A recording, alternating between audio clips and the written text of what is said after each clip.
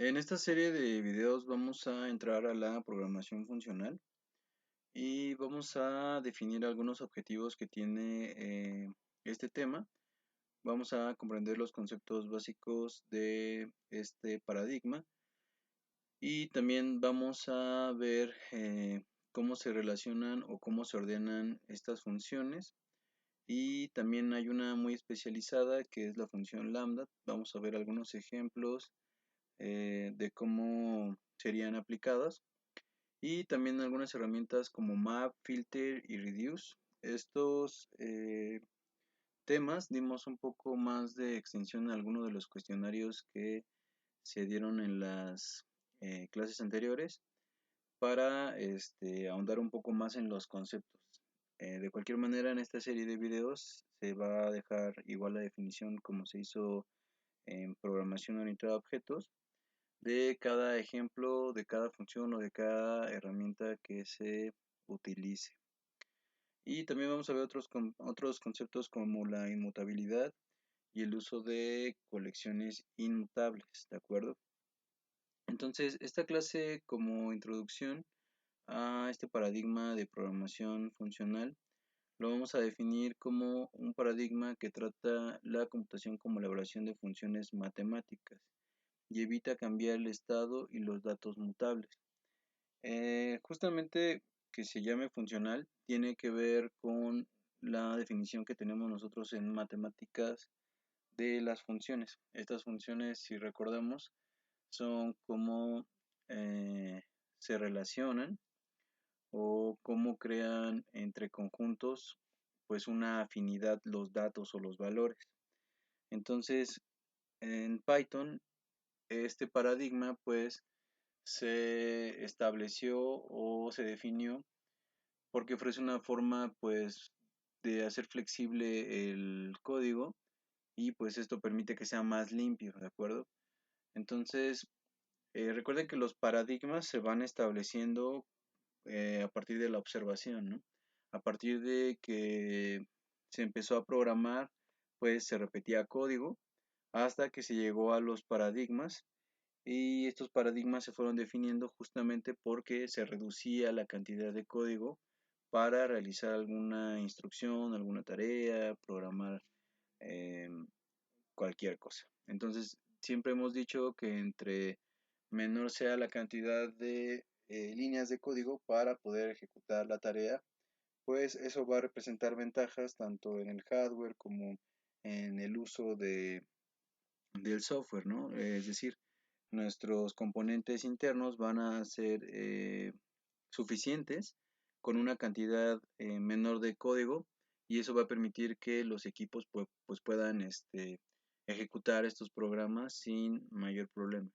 Entonces recordemos que estamos introduciéndonos a este mundo y pues se entiende que hay programas o software muy complejo que obviamente se sirve de estos paradigmas para empezar a reducir su tamaño, pero sin perder la eficiencia, ¿no? Entonces, este paradigma pues fomenta eso, fomenta la reducción de efectos secundarios, lo que pues también va a facilitar una parte importante de la programación que es la depuración y que se puedan correr pruebas, ¿no? Entonces, si son líneas muy complejas y muy redundantes, las pruebas van a ser más tardadas, quizás incluso puedan saturar los componentes, el hardware. Entonces, por eso los paradigmas son aplicables. Y pues este paradigma ocupa este concepto de funciones para justo establecer esta afinidad entre los datos, entre los conjuntos, que nosotros vamos a ir definiendo justamente como funciones. Entonces, vamos a ver un ejemplo de función de primera clase para que vayamos viendo la sintaxis de cómo están conformados en Python. Decíamos en programación orientada a objetos que cuando nosotros, por ejemplo, también definíamos un método, lo hacíamos a través de esta misma estructura, de un def y un return que me genera un valor de regreso o de retorno cuando yo voy a ejecutar cierta parte del código. Entonces, les mencionaba en programación orientada a objetos que nosotros íbamos a ocupar este tipo de estructuras siempre y cuando nosotros definiéramos qué estábamos haciendo. En este caso, las funciones se definen igual que definiríamos un método, es decir, a partir de la palabra def y aunado su valor de retorno con esa palabra reservada return. Entonces, de esta manera ya estamos nosotros definiendo una función, ¿no? Estamos definiéndola con el nombre saludo y el parámetro que le estamos dando es justamente un nombre, ¿no? Entonces, ¿qué nos va a dar eso de retorno cuando nosotros mandemos a llamarlo? Pues justamente esa línea o esa cadena que estamos representando como, entre comillas, hola. Recuerden que esa F que veíamos al principio de las clases que iba aunada a un conjunto que establecía los decimales, ¿de acuerdo? Entonces, la idea de que conjuntaran los decimales que podíamos meter nosotros en un arreglo era justamente que fueran detectando esta F string, ¿no? Que es una F que representa esa cadena de caracteres que vamos a tener como valor de retorno, ¿de acuerdo?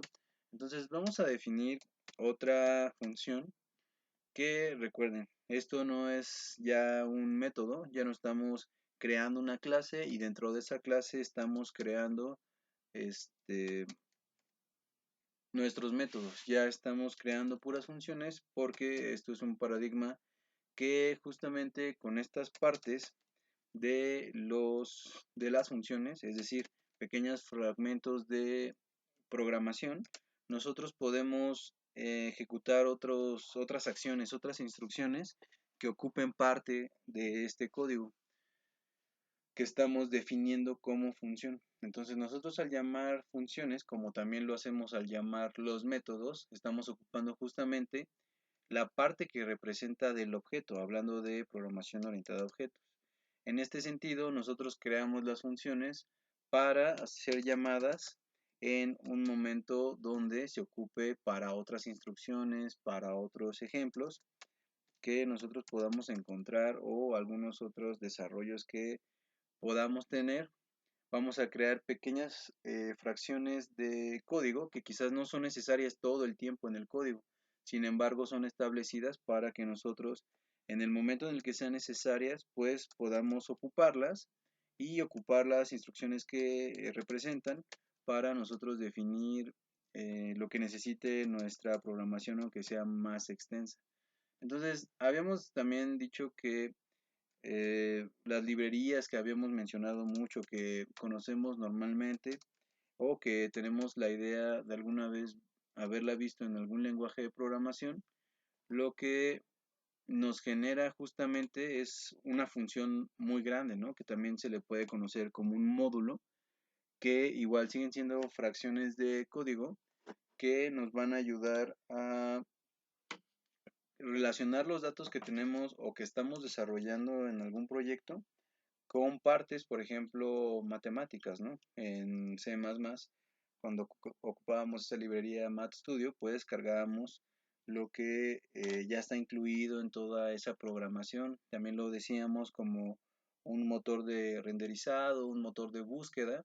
Son todas esas partes ocultas dentro de la programación que nosotros ya no estamos como desarrollando. Más bien estas funciones, estos módulos, nosotros los ocupamos para desarrollar nuevas instrucciones. Entonces, pues, este ejemplo es una función de primera clase.